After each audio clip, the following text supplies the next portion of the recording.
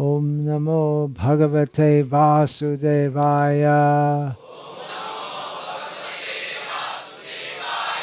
Om Namo Bhagavate Vasudevaya.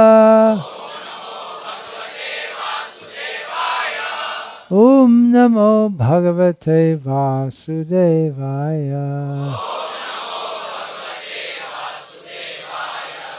Om Jnanatimirandhasya Jnananjana Shalakaya Chakshurmilitam Yena Tasmai Shri Gurave Namaha.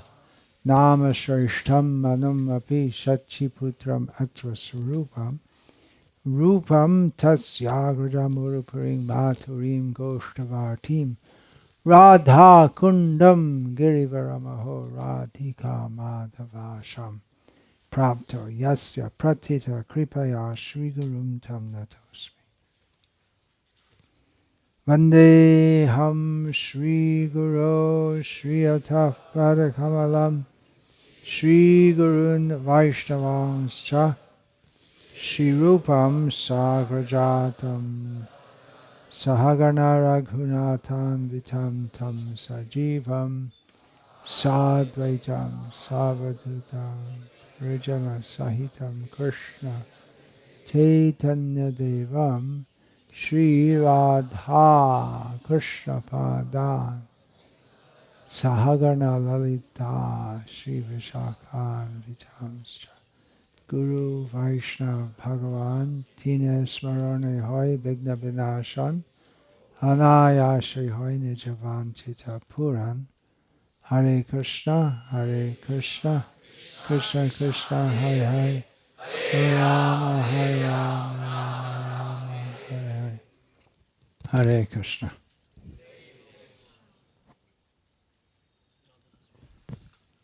Jai Hare Krishna.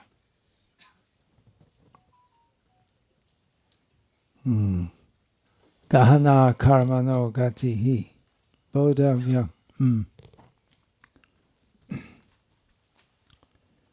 गहना कर्मणो गति ही बहुत कठिन है, भगवान कृष्ण कहते हैं। बहुत कठिन है समझना। तो एक प्राणी कैसे वो शरीर प्राप्त किया है और कैसे सब कुछ चलते हैं वो जीव का जीवन में। एक विज्ञान है, ज्योतिष। आधुनिक वैज्ञानिक कहते हैं कि वो विज्ञान नहीं है, वो सब काल्पनिक है। एक बहुत गहरा और जटिल विज्ञान है जिससे एक व्यक्ति का कर्म फल किस प्रकार प्रकट होगा काल के अनुसार। परंतु बहुत कठिन है समझना ये सब। परंतु इतना सा हम समझ सकते हैं कि जैसे कर्म वैसे फल होते हैं। जैसे साइंस में हम सीखते हैं for every action there is an equal and opposite reaction. तो इस प्रकार कर्म क्षेत्र में भी होते हैं। यदि हम किसी को हिंसा करेंगे तो यही जन्म में या अगले जन्म में वो पाप कर्म का फल हमें भोगना पड़ेगा।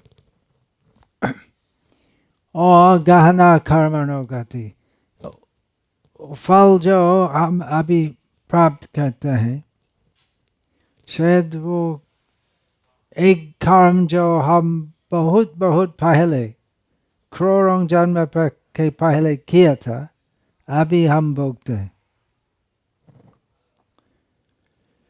तो कैसे एक व्यक्ति अमीर का घर में जन्म लेते हैं और दूसरा है गरीब लोग के घर में, और एक शरीर एक व्यक्ति ऐसा शरीर प्राप्त करता है जिसमें जन्म उच्च जन्म होता है, ऐश्वर्य, जन्म ऐश्वर्य, श्रुत श्री, ये चारों पुण्य कर्म के मुख्य फल है।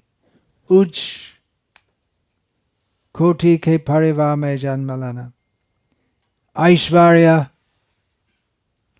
श्रुत अर्थात बुद्धि और शिक्षा प्राप्ति का अवसर, और श्री सुंदरता।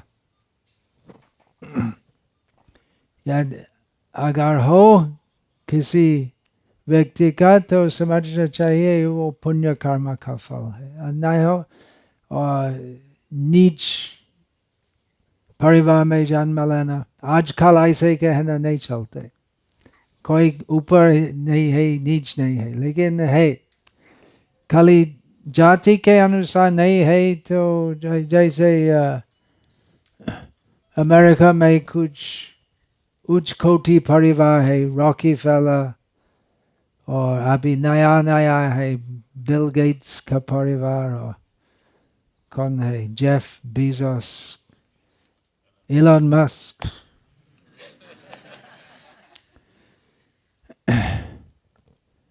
जो जन्म से वो जो संतान है एलन मस्क का तो धनी होते हैं, और है आम लोग, सामान्य लोग जो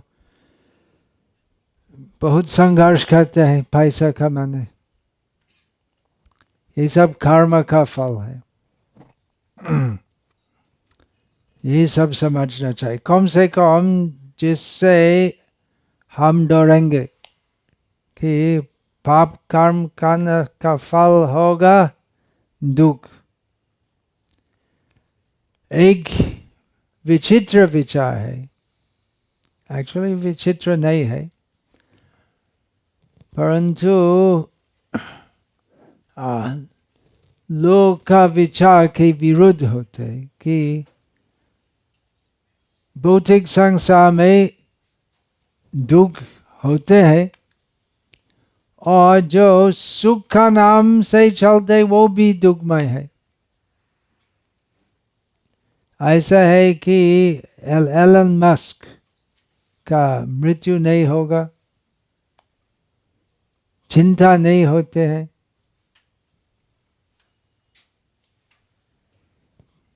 जन्म ऐश्वर्य श्रुत श्री के साथ है जन्म मृत्यु जरा व्याधि दुख। उच्च श्रेणी का परिवार में जन्म लेना का फल होगा मृत्यु, और नीच जन्म उसका फल भी मृत्यु। तो कुछ दिन में वो अभिमान होगा कि मैं बड़ा व्यक्ति हूँ, और बड़ा व्यक्ति होने के पश्चात तो बड़ा कुत्ता हो सकता है। और ऐसा है कुत्ते में भी तारतम्य है, जो अच्छे परिवार में अच्छा घर में रहते हैं, बड़े कुत्ते जानते कि मैं बड़ा आदमी का कुत्ता हूँ, वे जानते हैं, हाँ जानते हैं। कुत्ते समाज में भी इज्जत वो विचार है।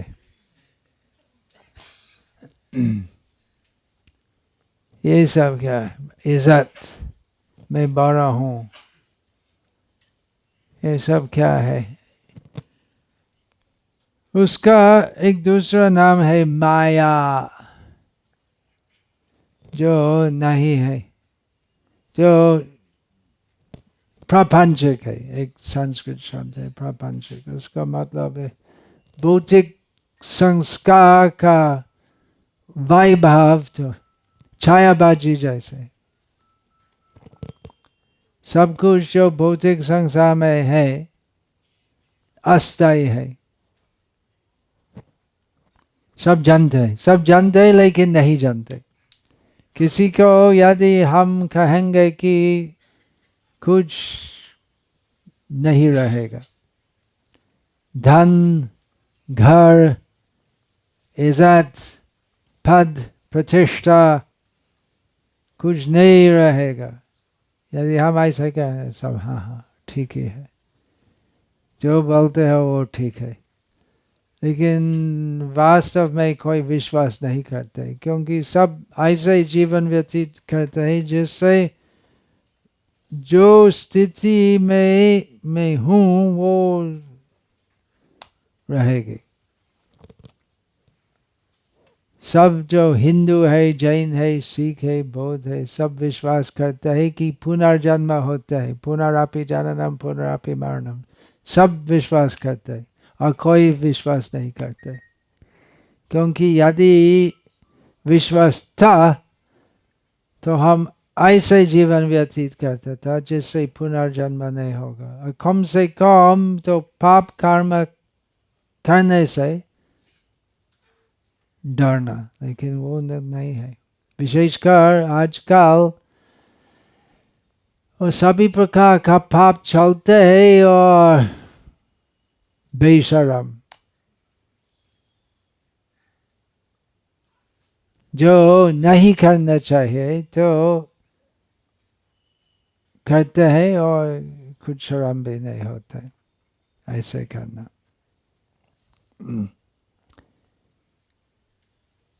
इसलिए हमें समझना चाहिए कर्मणो ह्यपि बोधव्यम बोधव्यम च विकर्मणा अकर्मणश्च बोधव्यम गहना कर्मणो गतिः। सभी भक्त कृपया अपना फोन स्विच ऑफ या एयरप्लेन मोड में कर दें, क्लास के बीच में जाएगा नहीं है और भी और इस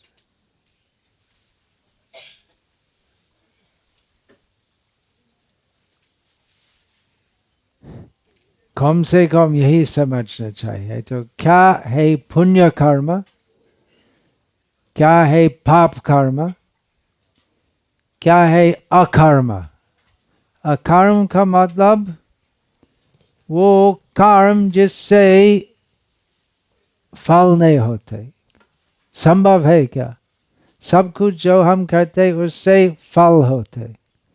तो अकर्म शब्द का अर्थ, अकर्म शब्द का अर्थ नहीं है कुछ नहीं करना, क्योंकि नहीं कश्चित क्षणमपि जातु तिष्ठत्य कर्मकृत। भगवान कृष्ण कहते हैं कि एक क्षण में भी हम कुछ नहीं करना नहीं कर सकते, अर्थात हर एक क्षण में हम कुछ ना कुछ करते हैं। यदि हम बैठ के ध्यान करते हैं तो हम बैठते हैं और ध्यान करते हैं और श्वास लेते हैं,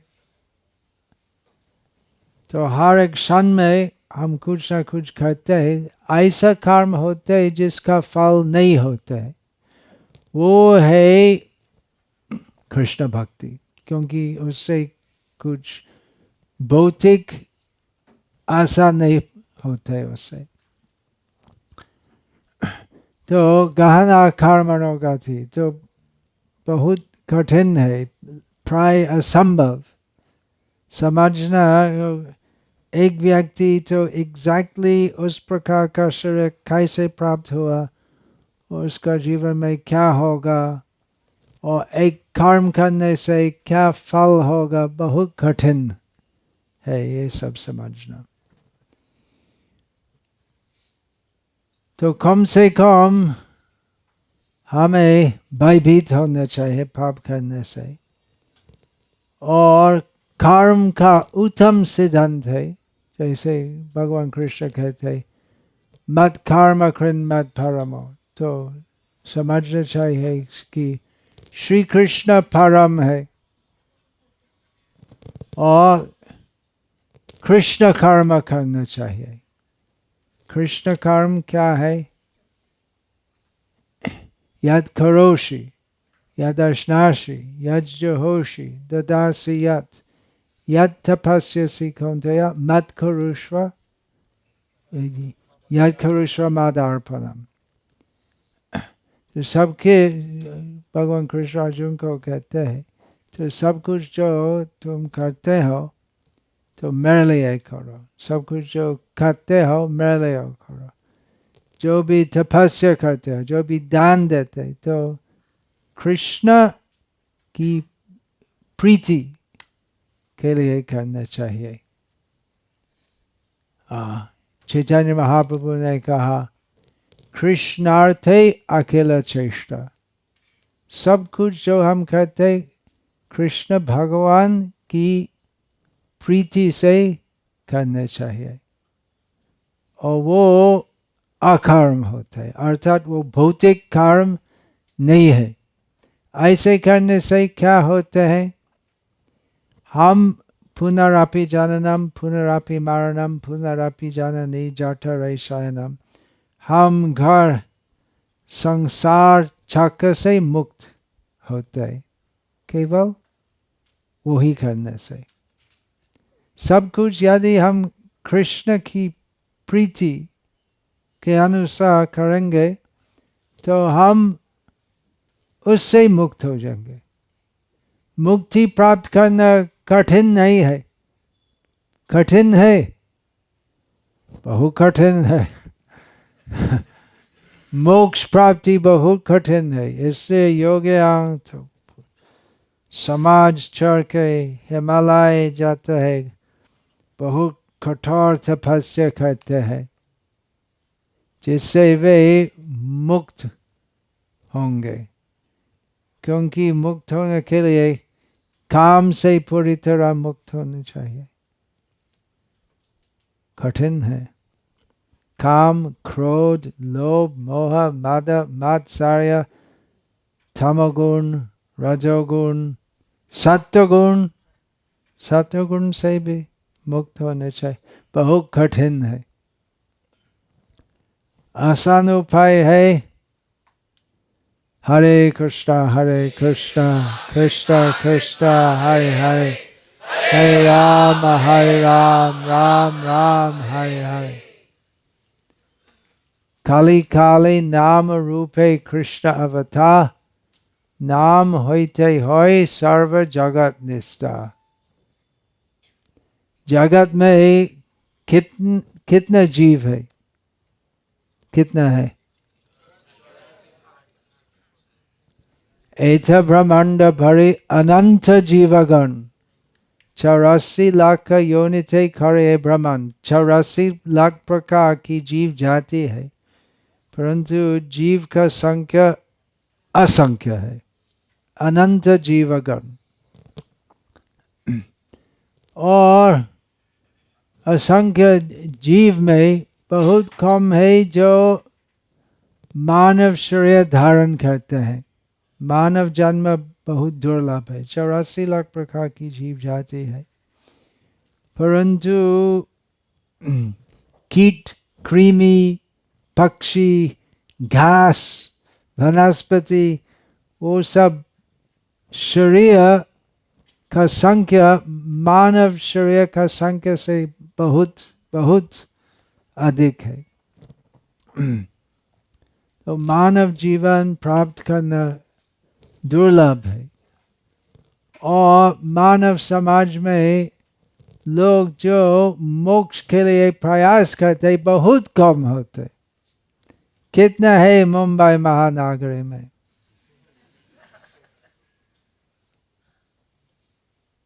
बहुत कम, कोई नहीं है। अगर कोई मोक्ष प्राप्त करना चाहते तो ऋषिकेश जाते या वाराणसी, जो योग इंद्रिय दमन करने से वो पद्धति से मोक्ष के लिए प्रयास करते, तो मुंबई में नहीं रहते, हिमालय जाते या वाराणसी। परंतु बहुत सहज उपाय है मुक्त होने के लिए, कृष्ण भक्ति। मुक्ति क्या है? मुक्ति हिर्वाण्यथा रूपम स्वरूपेण व्यवस्थिति ही। मुक्ति शब्द का पूर्ण अर्थ है हमारी मूल परिस्थिति में स्वरूप में प्रतिष्ठित होना, मुक्ति हितवान अन्यथा रूप। अभी ये सब संस्कृत टेक्निकल भाषा है। अभी हमारा रूप क्या है? ये मानव रूप, ये पुरुष का रूप है या नारी का रूप, और कुत्ता का रूप, कुत्ती का रूप, पक्षी का रूप, बहुत रूप है भौतिक संसार में, और हम एक से दूसरा रूप धारण करते हैं।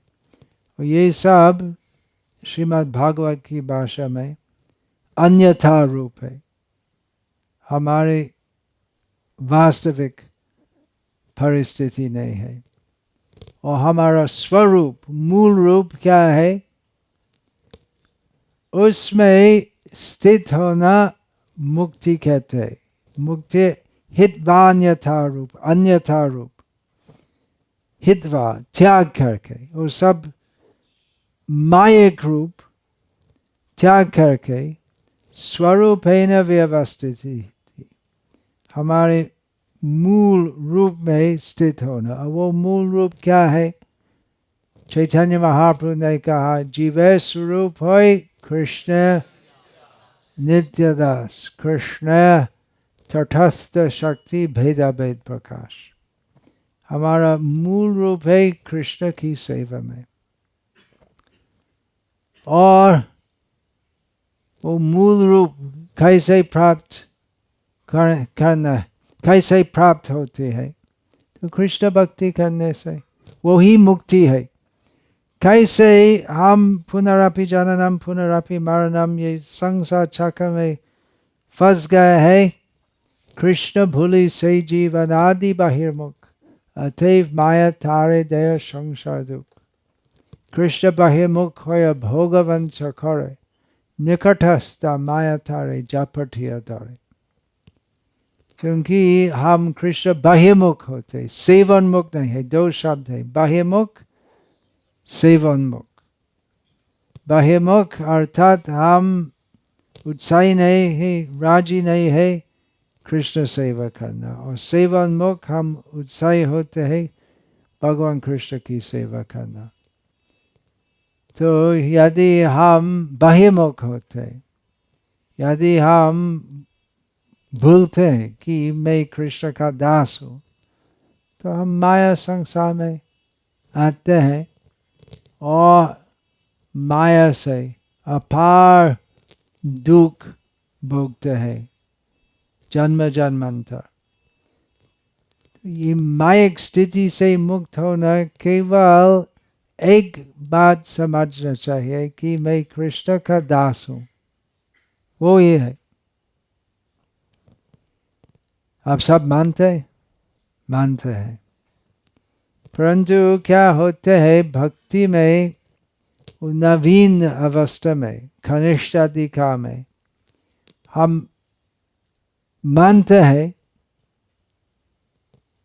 मौखिक रूप से, परंतु मन में, हृदय में वो दूसरा तरंग चलते हैं। मैं माया का दास हूँ, मैं किसी का दास नहीं हूँ, मैं ईश्वर हम अहम भोगी, वो भाव चलता है। तो इसलिए जिससे हम माया से मुक्त होंगे, जिससे हम पूरी तरह कृष्ण की सेवा, कृष्ण की भक्ति कर सकते, इसलिए हमें साधना भक्ति करनी चाहिए, विधि भक्ति पालन करना चाहिए। वो चिकित्सा है। अभी हम सब रोगी है। किस प्रकार रोग? मानसिक रोग। सबसे कठिन रोग है मानसिक रोग। वो मानसिक रोग क्या है? काम, क्रोध, लोभ इत्यादि। वो रोग है कि हम स्वीकार नहीं करते कि मैं कृष्ण का दास हूँ। मायाग्रस्त আমি সিদ্ধ কৃষ্ণদাস এই কথা भूले मायार नाफा होया चिरदिन भूले। हम भूलते हैं कि मैं कृष्ण का दास हूँ और अभी माया का दास हूँ, और इस प्रकार बहुत काल से हम भौतिक संसार में है। पिशाची पाइले जैन मत्थी छन्न होय, मायाग्रस्त जीवे होय शै भावुदय। हम भूतग्रस्त जैसे है।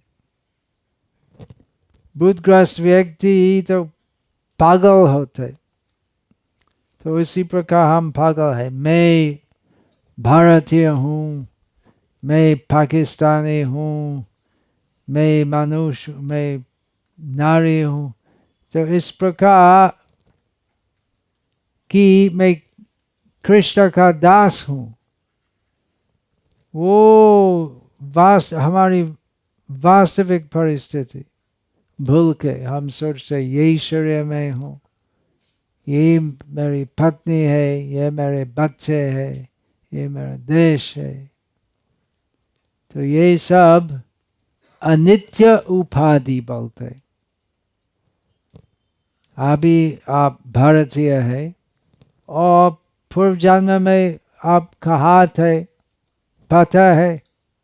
आप भारतीय हो सकते लेकिन पता नहीं है, और अगला जन्म में कहाँ होगा, किस प्रकार होगा। कम समय में हम एक शरीर में है और उसी समय में हम सोचते ये मैं हूँ। तो इस प्रकार हम भूतग्रस्त जैसे है। भूतग्रस्त व्यक्ति तो अपना परिचय नहीं जानते और अपना स्वार्थ, भौतिक स्वार्थ नहीं जानते, तो पागल जैसे होते हैं। तो साधना भक्ति वो पद्धति है जिससे हम धीरे धीरे ये पागलपन से मुक्त हो सकते। सर्वोपाधि विनिर्मुक्तम तत्परत्वेन निर्मलम ऋषिकेन ऋषिकेश सेवनं भक्तिरुच्यते। सर्वोपाधि विनिर्मुक्तम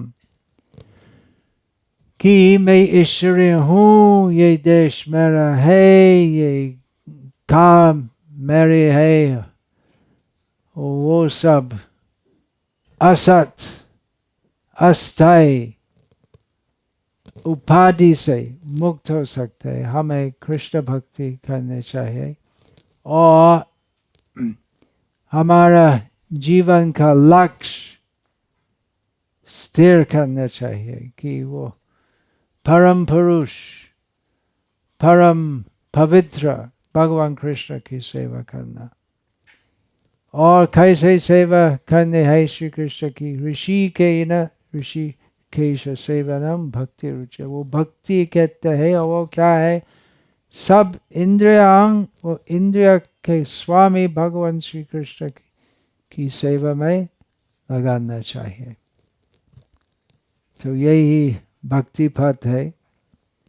कैसे हम अभी इसी स्थिति में है उसको पूरी तरह समझना बहुत कठिन है, परंतु जो भी स्थिति हम में है वो तो बात नहीं। बात है कि हमें यही स्थिति से मुक्त होना चाहिए। हम श्री कृष्ण की सेवा करने चाहिए, हम कृष्ण भक्ति करने चाहिए। यदि आप अमीर है या गरीब है, शिक्षित है या अशिक्षित है, पुरुष या नारी है, वो सब क्षणिक उपाधि है। किसी स्थिति में भी हो कृष्ण भक्ति करो। नीच जाति ना है कृष्ण भजन या जोग, सत्कुल विप्र ना है भजन जोग। जय भजे श्री बड़ो अभक्तहीन चा, कृष्ण भजन नाहि जात कुल आदि विचार। चैतन्य महाप्रभु ने कहा कि जो नीच जाति के है वो कृष्ण भक्ति में वो कोई बाधा नहीं है, और सिर्फ उच्च कोटि परिवार में जन्म लेना वो कोई योग्यता नहीं है कृष्ण भक्ति करने के लिए, क्योंकि ये आत्मा की बात है। कोई बाधा नहीं है कृष्ण भक्ति में, कोई भौतिक बाधा नहीं है। यदि हमारी इच्छा होती है कृष्ण सेवा करना, हम कृष्ण भक्ति कर सकते। तो इसलिए श्रील प्रभुपाद यहाँ पर श्री श्री राधा रस बिहारी मंदिर ने स्थापना की, जिससे लोग यहाँ आएंगे और केवल दर्शन नहीं करेंगे, कृष्ण भक्ति के बारे में शिक्षा प्राप्त करेंगे और शिक्षा के अनुसार समझ सकते कि मैं कृष्ण का दास हूँ और इसलिए कृष्ण की सेवा करनी चाहिए, और किस प्रकार वो सेवा करने हैं वो सभी शिक्षण ही मंदिर से परिवेशित होते हैं। हरे कृष्णा कृष्ण कृष्ण हरे हरे, हरे राम राम हरे हरे, हरे कृष्णा। प्रश्न? अगली बार तो इससे थोड़ा बड़ा हॉल में आयोजन कर, वो बड़ा हॉल में आज शादी रिसेप्शन हो रहा है। So yes. Hare Krishna. Guru Maharaj, at the beginning आपने अकर्म, कर्म और विकर्म के बारे में कहा। तो प्रभुपाद एक परपोर्ट में लिखते हैं, चौथे अध्याय में I think, and I am paraphrasing here, he says that for the devotees what ever activity which does not advance Krishna consciousness is also vikarma. But in the normal scheme of thinking, as per the Vedic literature, if you do good, then it is karma. If you do bad, which is not as per the scriptures, it is vikarma. लेकिन प्रभुपाद कह रहे हैं कि अगर आप जो कर्म कर रहे हैं, कृष्ण भक्ति का दृष्टिकोण से विकर्म हो जाता है। तो क्या आप प्लीज अनुकूल है प्रतिकूल है? अनुकूल्यस्य संकल्प प्रतिकूल्यस्य वर्जनम।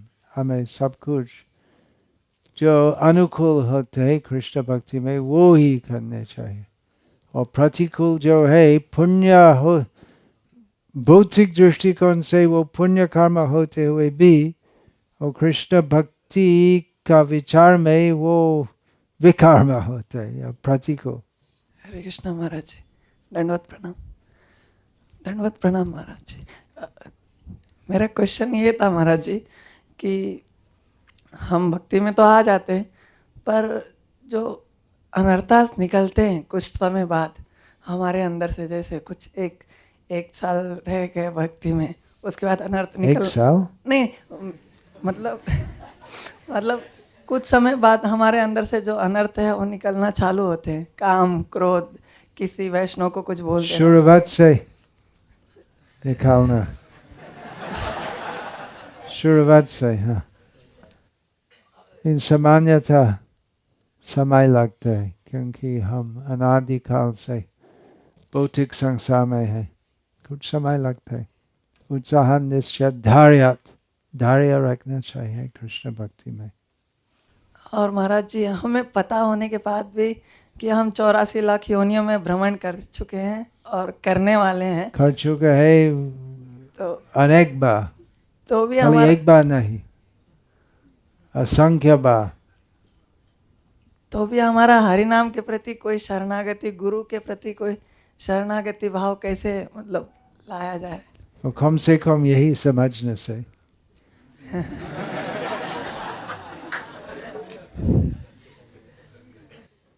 हरे कृष्णा गुरु महाराज।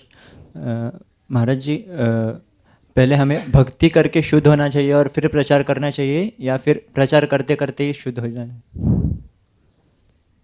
यदि हम प्रतीक्षा करेंगे शुद्ध होने के लिए तो हमारा प्रचार कभी भी शुरू नहीं होगा।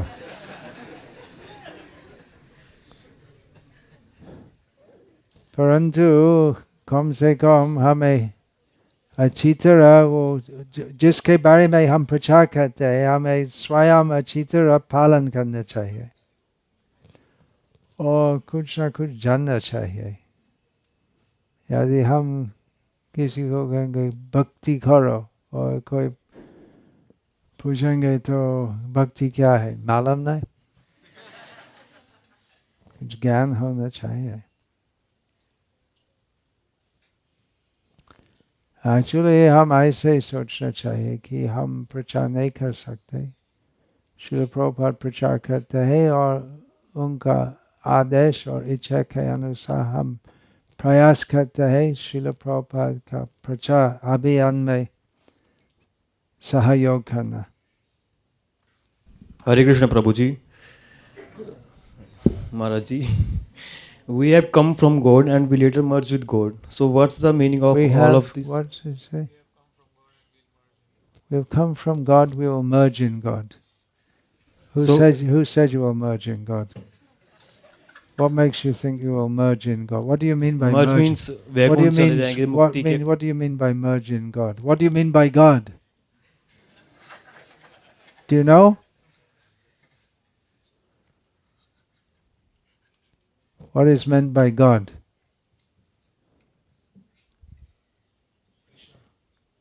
What is meant by Krishna? I think you're quite new here, is it? Yeah, it's a common idea that we merge in God, but it's not according to Bhagavad Gita. You please study Bhagavad Gita as it is under the guidance of devotees.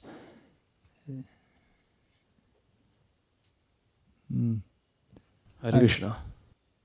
Hare Krishna Guru Maharaj, Dandot Pranam. People who are old, who are sick, who are not able to, जो chanting नहीं कर सकते हैं 16 round, उनके लिए श्रवणम is enough? सबके लिए enough है शुद्ध भक्ति भाव। enough हम ऐसे नहीं सोचते। हम सोचते कैसे मैं और भी भक्ति कर सकूं, वो भक्ति भाव है। ऐसा नहीं है कि मैं मिनिमम करूंगा जिससे मुक्त हो सकूं, ऐसा हम नहीं सोचते। ओल्ड तो कम से कम मन में हम हरि नाम कर सकते। जो आप बोलते हैं वो महत्वपूर्ण विचार है। इसलिए जब हम युवावस्था में है तो विशेषकर उसी उम्र में तीव्रता से भक्ति करनी चाहिए, क्योंकि वृद्धावस्था में कठिन होते। यदि हम पहले से अभ्यास नहीं किया तो भक्ति उसी दर्द होते, शारीरिक बल कम होते, मानसिक बल कम होते, तो उस उम्र में शुरू करना कठिन होगा। किसी भी अवस्था में यदि हम प्रयास करते भगवान की सेवा करना, दयामय भगवान हमारा भाव ग्रहण करेंगे। जैसे तैसे हम प्रयास करते, यदि हम अच्छी तरह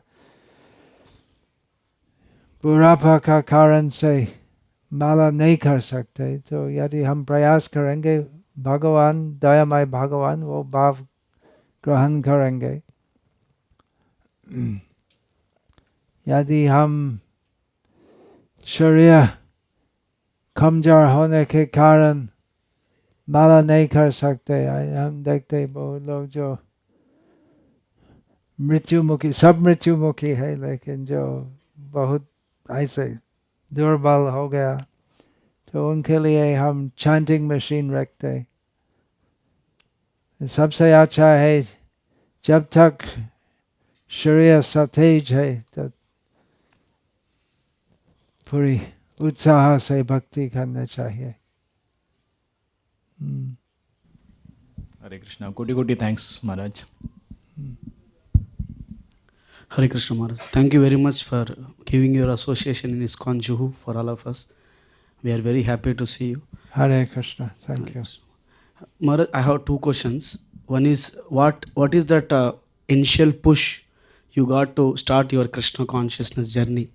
And second thing is after so many years, we are seeing Prabhupada disciple generations continuing everlasting Krishna consciousness journey. What is that inspiration force which is inspiring you to continue? What was the initial push? Prabhupada's mercy?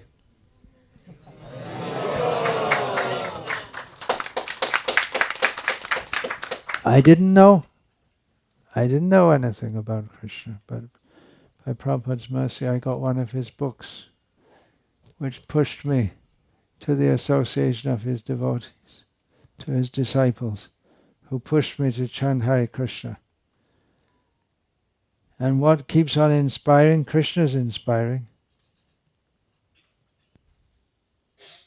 Is it not? Krishna is inspiring. Krishna Bhakti is automatically inspiring. So today morning I was hearing one class, Maharaj. It is said causeless mercy, which doesn't require any cause. Now, when there are many people who are not devotees. Some people, they came to Krishna consciousness, still they give up Krishna consciousness in between. So how to, I am not able to understand what is this causeless mercy. That's why we can't understand, because it's causeless.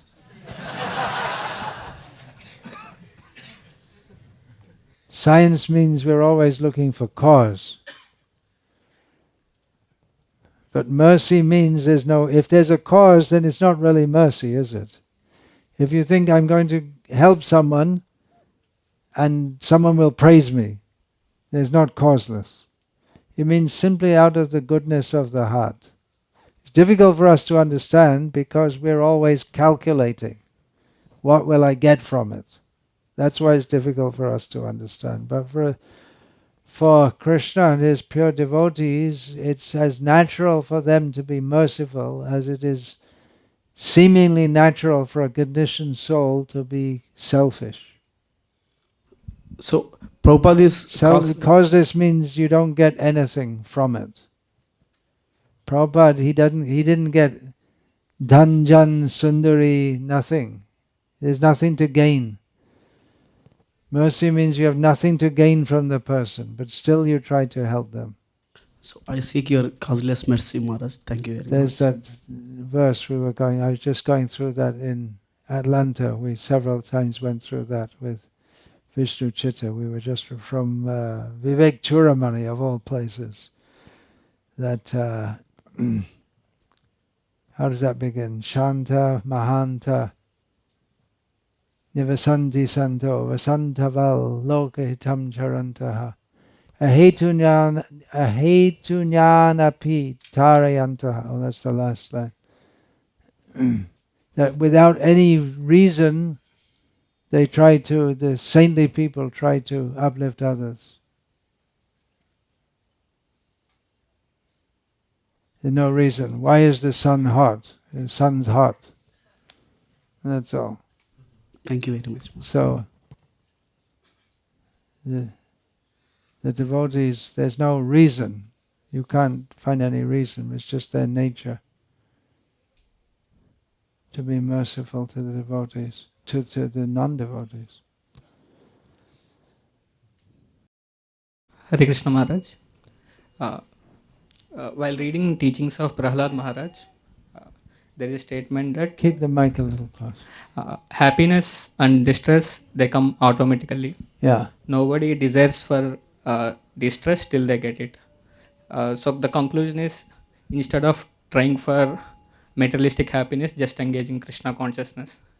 So I, being a grahastha, unable to engage full-time service, so I'm sometimes getting confused. What should be my attitude towards my material duties, especially in my office?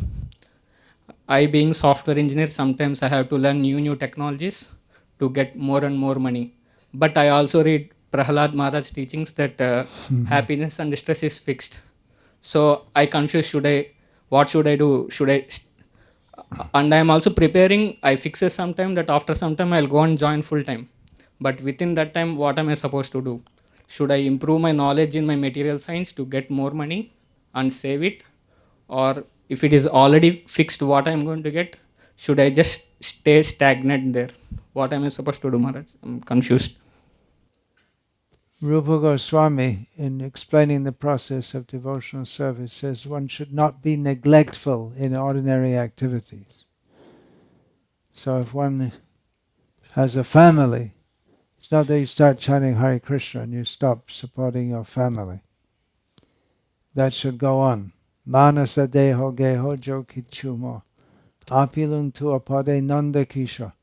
Bhaktivinoda Thakur is the example of one who continued very responsibly his family duties with the attitude that my mind, my body, my home, I'm offering everything in the service of Krishna. When we use the words sukh and dukh, they have different connotations. One is, when we say sukh, that it means janmaishvarya shutasri. Material achievements or material positions. But it also means the experience we have. Someone can be in a very rich family and miserable. Mostly the rich people are miserable from what I see. I mean, everyone's miserable, but rich people are often more miserable. And you can be in from a very poor situation and not be, then you're not concerned about anything. You don't. When you're rich, you care so much about prestige and security and protecting what you're afraid you're going to lose everything. So happiness has different connotations. There's also the consideration, nahi suptasya singhasya pravishante mukhe mragam. There is the consideration that your happiness and distress is fixed, but there's also, which I just quoted, that the lion, by lying down, the animal doesn't come in his mouth. He has to go and catch the animal to eat. So that's also, they're both considerations are there. That our happiness and distress are fixed. That if you see the Janma Patrika, certain things are fixed, but there's also endeavor is there. That's also stated in Bhagavad Gita. Gana karmano gatihi. It's complex to understand. There are the 5 factors of action. One of them is vividas cha pritag cheshta, the different kinds of endeavor.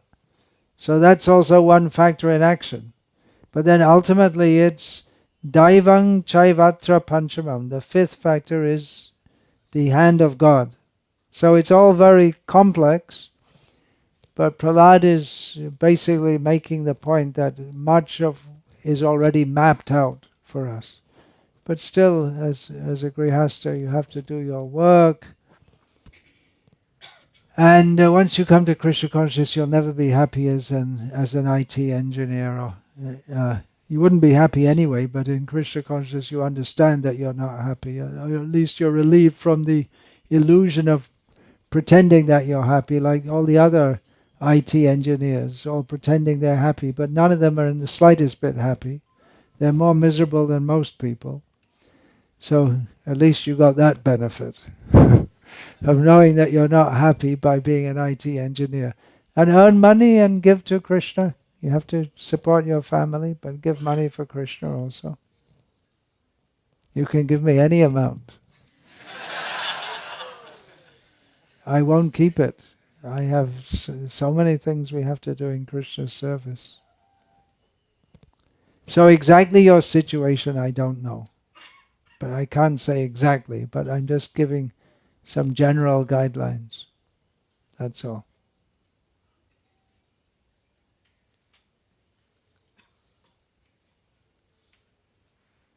Hare Krishna. I think we'll finish there.